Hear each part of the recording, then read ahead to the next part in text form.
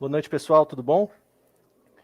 Vamos começar aqui então. Meu nome é Pablo e eu vou falar um pouquinho hoje sobre como criar, manter e evoluir um chatbot com software livre, certo?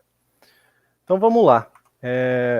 Como eu falei, meu nome é Pablo e eu sou um engenheiro de software no Laboratório Labs, que é o Laboratório de Pesquisa Avançada e Inovação e Desenvolvimento de Software lá da Universidade de Brasília.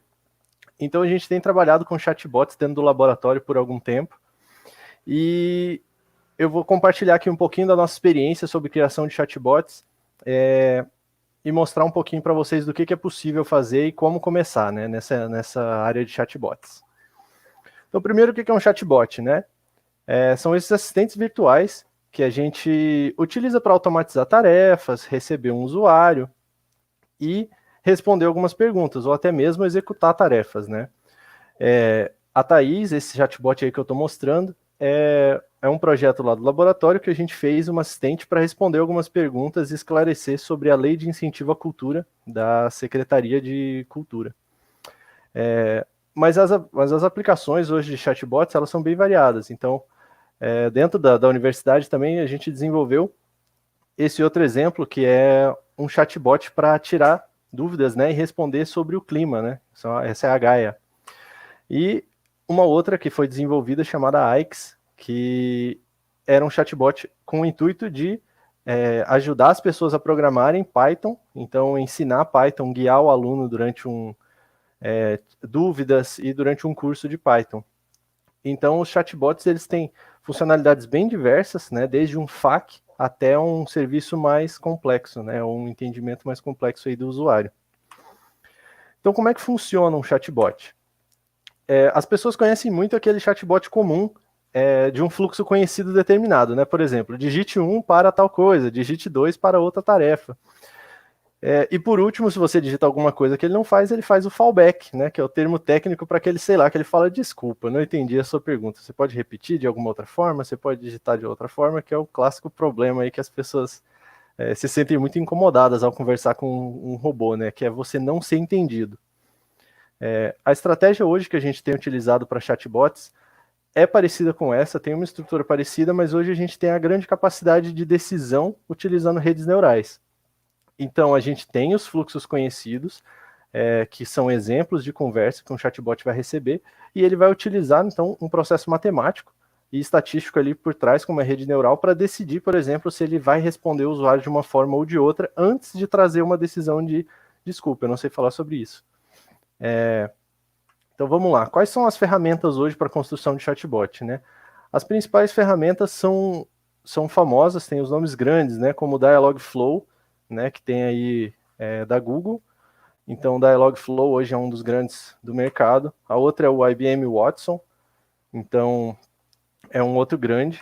E o da Azure, por exemplo, que tem muita conexão também com os próprios serviços, né? Então a Azure vai estar bem conectada com a Cortana, o Dialogflow junto com a Google Assistant e por assim em diante. Essas soluções mainstream, ela tem uma característica de caixa preta. Então, assim, você tem acesso a diversas funcionalidades e ferramentas muito fáceis, mas elas não são customizáveis. Então, isso é uma caixa bem presa, assim, é bom para o desenvolvedor que está começando, mas não é customizável para o negócio. Então, tem algumas desvantagens. Então, por isso que a gente vai trazer o software livre e ver quais são as opções, né? Hoje eu vou estar apresentando aqui para vocês sobre o Rasa. O Rasa é uma ferramenta de software livre, né? Ele é um framework desenvolvido por uma startup na Alemanha, né? E a estratégia que ele trouxe é diferente. Então, ao invés de te entregar aquela caixa fechada com todas as ferramentas já tudo pronto, a gente tem esse modelo mais modular. Então, parece desvantagem, mas a vantagem, né, no diagrama, mas a gente vê que é muito mais customizável. Isso vai permitir, por exemplo, que você insira as APIs que você precisa no seu serviço, outros conectores mensageiros que você já tem numa intranet, por exemplo, um serviço interno, você tem mais controle sobre os dados da sua aplicação, onde eles vão ser criados, mantidos, o seu servidor, sua infraestrutura, você tem muito mais controle da aplicação. Tem um custo inicial de entendimento, né, por você não ter uma solução já pronta, comercial, né, nesse caso. Mas por exemplo, nós do Lápis, era exatamente esse tipo de ferramenta que a gente precisava e começou a trabalhar. Então esse aqui é o repositório do Rasa, onde vocês podem estar acessando o código-fonte, criando issues, interagindo com a comunidade do Rasa geral, certo? E por onde que a gente começa, né? A gente, do laboratório, começou a trabalhar com chatbots e a gente tinha esse modelo, né? Onde a gente tinha que encaixar peças e entender como cada coisa do chatbot funciona.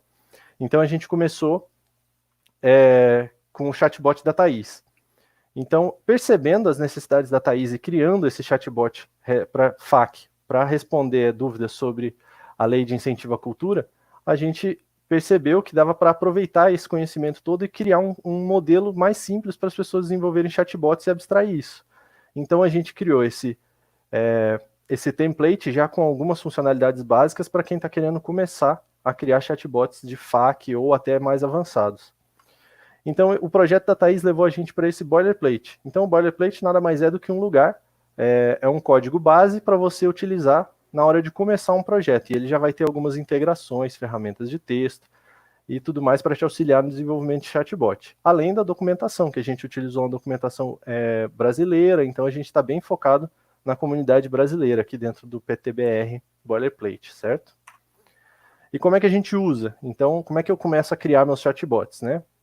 Como usar? Os primeiros requisitos que você vai precisar é muito básico, assim, a gente configurou todo esse repositório com, você vai precisar de Git e Docker, certo? Então no Git, para você ter acesso a esse repositório, baixar ele, acessar as versões e tudo mais, e o Docker ele vai ser o nosso ambiente de execução, então a gente automatizou toda a execução do chatbot, configuração, o aprendizado de máquina, tudo, essa parte complexa de configuração de ambiente, todas as ferramentas a gente colocou dentro do container Docker. Então, você tendo esses dois instalados, você vai conseguir executar isso. Né? E como é que funciona? Assim como um assistente normal, para você treinar uma pessoa para uma tarefa de receber o público, né, que vai ser a função do chatbot ali, do assistente, então você vai treinar ele, você passa alguns guias, né? Então, aqueles checklists, orientações, por exemplo, a gente realiza esse tipo de atividade, se o usuário chegar aqui procurando tal coisa, é aqui que está. Se vier procurando essa outra informação, você guia ele para esse lado. Então, esse tipo de orientação. E essas são aquelas entradas que eu comentei no início, né? A partir desse momento de treinamento, você já tem um chatbot e ele já está pronto para receber o usuário, né? A interação vai acontecer e ele já vai saber a partir daquilo que você ensinou. Então, por exemplo, se um usuário chegar e perguntar para esse chatbot o que você sabe, ele vai utilizar seu processo de rede neural interno, que já está definido, tudo mais. A partir do treinamento que ele teve, vai responder, eu estou aqui para tirar suas dúvidas sobre determinado assunto. Então, olhando esse diagrama, a gente pensa, então para eu fazer um chatbot de FAQ, tudo que eu preciso são as entradas do meu chatbot, para ver o que ele vai falar. Então, para vocês começarem o desenvolvimento de chatbot, é muito interessante vocês pensarem em 3 pontos de entrada, que são as intents, que são as intenções do usuário, as uters, que vão ser as respostas possíveis que o chatbot vai trazer, e as stories são exemplos de conversa. Então, vou mostrar um pouquinho mais prático exatamente o que são esses arquivos para vocês verem como pode ser simples, né? A definição de um chatbot, a evolução dele, pelo menos um começo, né? Então, o que são as intents? As intents, então, é a intenção que o usuário quer ter quando ele fala com o chatbot. Aqui, por exemplo, é exatamente o arquivo que está dentro do código com a intenção de cumprimentar. Então, por exemplo, na intenção de cumprimentar, o usuário vai interagir com licença, oi, olá, boa tarde, boa noite. Você não vai saber quando, em que momento do dia ele vai interagir com o seu chatbot. Então, por exemplo, é bom botar exemplos de conversa, bom dia, boa tarde, boa noite. Precisa fazer uma lista exaustiva e botar todos os tipos? Não. O Rasa ele já trabalha com algumas configurações, ele vai tentar mesclar essas opções e exemplos que você já colocou e vai tentar estimar por probabilidade se aquela resposta, por exemplo, se a pessoa utilizar aqui hello, por exemplo, se ele está tentando com a intente de cumprimentar. Como tem hello, tem o olá, ele vai ter uma estimativa de que está próximo à intente de cumprimentar. Então, se o usuário falar isso, ele está querendo cumprimentar. A uter são as respostas que o chatbot vai dar. Então, por exemplo, ao ter de cumprimentar, o chatbot vai dizer: oi, eu sou um bot, um assistente virtual. Manda aí um assunto que te interessa. Se você quer aprender a interagir, fala isso aqui, que é uma outra intenção. Então, e precisa ser sempre o mesmo texto? A gente tem algumas sintaxes diferentes também no arquivo que você pode definir várias formas do bot responder, para ter variações, para ficar um chatbot mais descontraído ou mais até humano, né? Então, por exemplo, se despedir, você pode dizer: até logo, até a próxima, até mais, foi um prazer te ajudar, até mais, até logo. Então, e esses são os arquivos de entrada reais que vão ir para o seu chatbot. E por último, a gente tem as stories, que vão ser, então, os exemplos de conversa que você vai usar para o seu chatbot entender como é que funciona a interação com o usuário. Então, por exemplo, aqui é a história chamada Oi, tudo bem? É um exemplo simples que basicamente todo chatbot tem.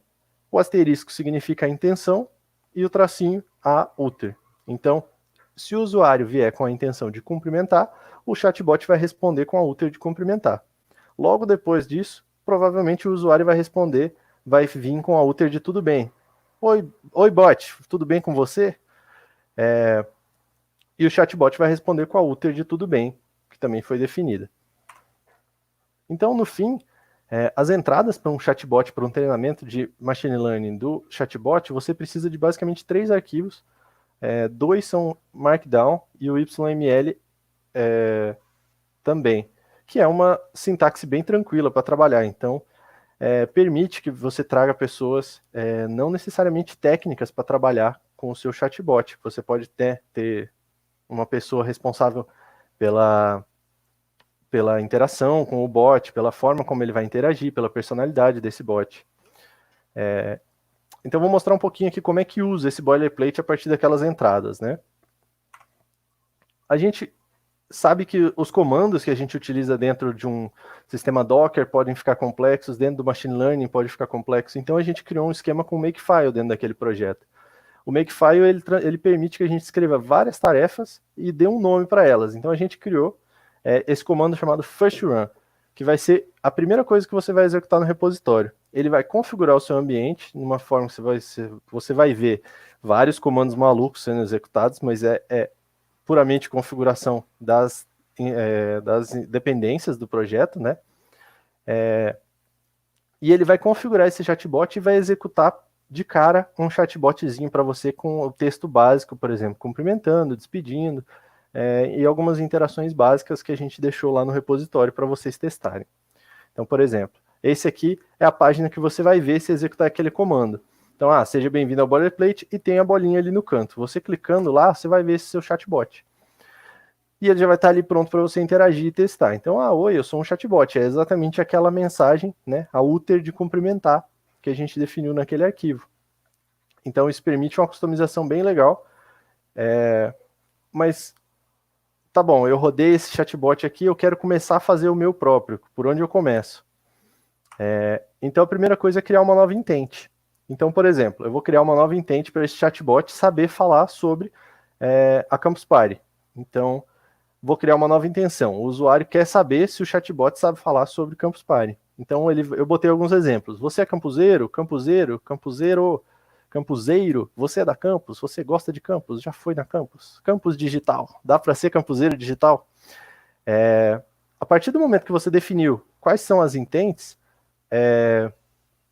o seu chatbot começa a poder entender aquela intenção. Você cadastra essa intenção no outro arquivo, você só escreve o nome dela ali, no domain YML. E agora a uter. Então, se a pessoa tiver a intenção de falar sobre a campus, qual vai ser a resposta do bot? Então, eu criei a resposta para o bot, chamada uter campus, que vai ser, é a minha primeira Campus Party, eu sou uma campuseira digital. E o próximo passo é dar um exemplo de conversa. Então, eu coloquei aqui, Campus Party Story. É uma história que o usuário vai cumprimentar, e ele depois vai falar sobre Campus Party, alguma coisa sobre Campus Party, e o bot vai responder sobre campus, a uter campus. Depois desse passo, eu já defini os arquivos, então eu preciso realizar o treinamento do meu bot para ele saber falar sobre aquilo. Então, a gente criou o comando também, makeTrain. Certo? Executando o comando makeTrain, ele vai criar tudo que é necessário, vai fazer o processo de criar a rede neural e os modelos matemáticos, né, que vão guiar a partir daquilo que você colocou lá daqueles arquivos. Então ele vai definir, vai utilizar modelos léxicos para separar as palavras, organizar aquilo lá para poder fazer aproximações estatísticas. Então esse é o processo de treinamento. A gente colocou isso tudo dentro do MakeTrain. E aí agora que você colocou as intenções novas, fez o treinamento, você pode executar o seu novo chatbot, né, para você ver se funcionou, né, a sua nova intenção como você queria. Então existe o comando make run webchat, que vai executar só aquela interface do bot. Então não é a minha primeira execução, eu só estou rodando o bot para eu ver como é que ele está. Então, nesse momento eu já fiz o treinamento e ele já vai responder aquela minha intenção, né? Então ele tem um exemplo, ó, oi, eu sou um chatbot. Você é campuseira? É minha primeira Campus Party, eu sou uma campuseira digital. Então, se vocês repararem também, eu coloquei na intenção, não tinha em momento algum campuseirá.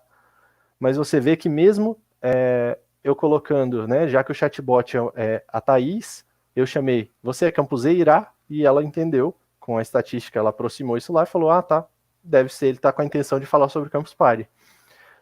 E trouxe a mesma resposta, certo?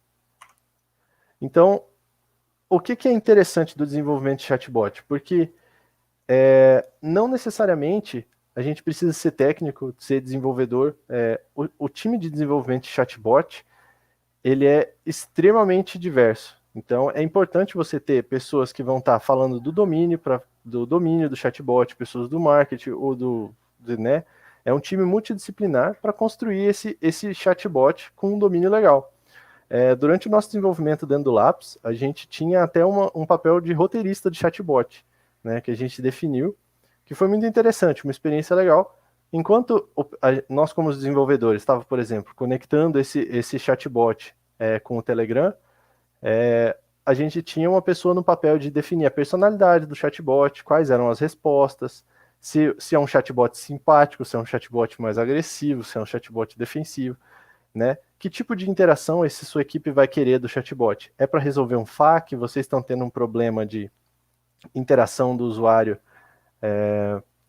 Vocês têm muitas perguntas chegando para... Vocês ocupam, por exemplo, atendentes de pessoas mesmo, com perguntas que poderiam ser resolvidas com FAQ, você quer resolver isso? Quais são os tópicos que vocês querem separar para esse chatbot responder? Em que plataforma? Esse chatbot vai ter que buscar informações de algum lugar? Como eu mostrei no começo, um chatbot com informações climáticas, né?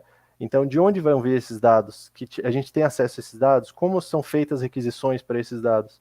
Então, ter uma equipe multidisciplinar é muito importante na hora de você ter um chatbot que vai, no final, ser útil e eficiente, né? Diferente do que a gente normalmente quebra a cara com o chatbot do Desculpe, não sei falar sobre isso. E era justamente o que você precisava resolver falando com aquele chatbot.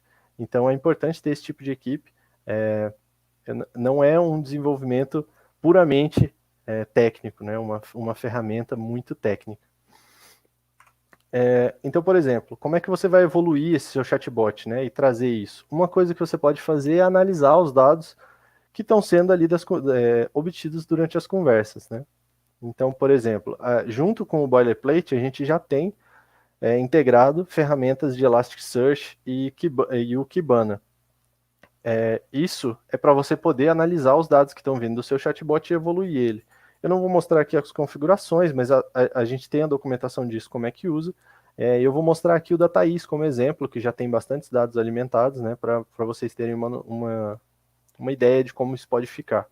Então, por exemplo, aqui a gente tem o dashboard, que está conectado com o chatbot da Thaís, por exemplo.